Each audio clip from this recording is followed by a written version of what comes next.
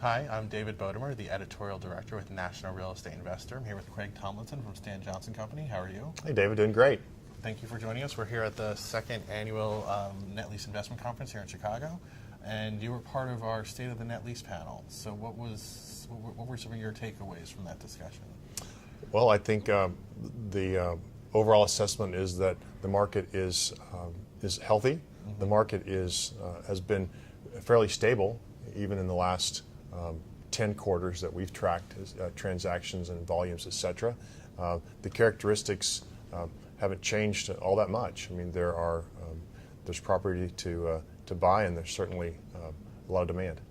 Now, there was a slide up during the presentation. I think that was you took some numbers from RCA and sort of crunched them a little bit to kind of give us a different perspective on the market. Can you talk about that a little bit? Well, what we did was we basically took their data, and then we stripped out the transactions that they consider interrelated or non-arm's length, and that included a lot of the larger portfolio acquisitions or companies buying companies or people that were rolling out funds from private to public. And when we did that, the effect shows that the market has remained very stable as far as the volume of transactions over the last 10 quarters, with the exception of end of 12, which was about twice the rest of the activity. Right, and I think the discussion, one of the things that was identified was perhaps like a tax considerations. A lot of people trying to get deals done before the end of 2012 to hit, I guess to meet some thresholds they needed to. That's right. That was mainly driven by the change in capital gains rate treatment. Right. So there were some people rushing to get that in so they can before the rates went up. That's right.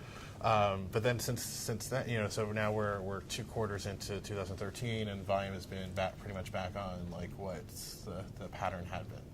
Yeah, I mean the volume's been about 7.5 to 8 billion a quarter. Mm-hmm.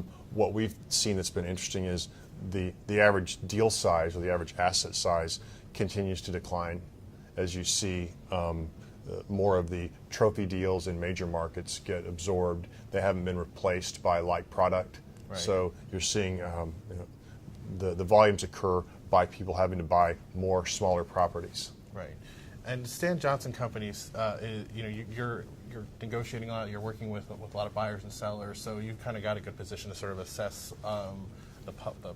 the institutions, the mom and pops, and like you can kind of see everybody. Yes. I think we're uniquely positioned in that we don't focus on one niche within net lease. I mean, net lease is niche enough. Right.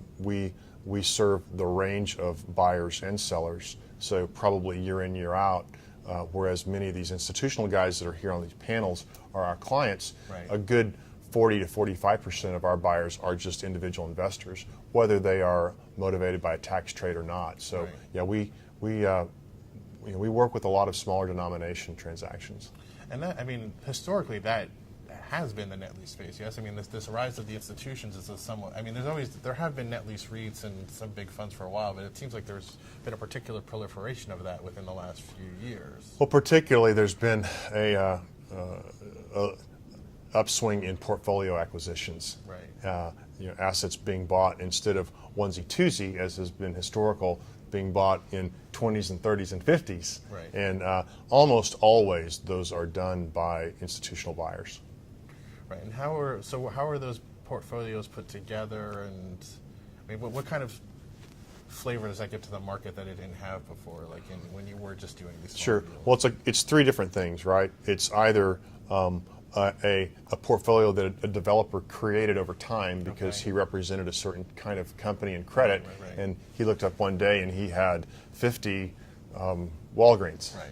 And he realized that there was pin-up value in today's market to go ahead and transact on those. The second would be the company that either discovered or was informed by someone else that they should lease back their properties, and they had the real estate existing, and they created leases for them. We've seen some large portfolios of leasebacks.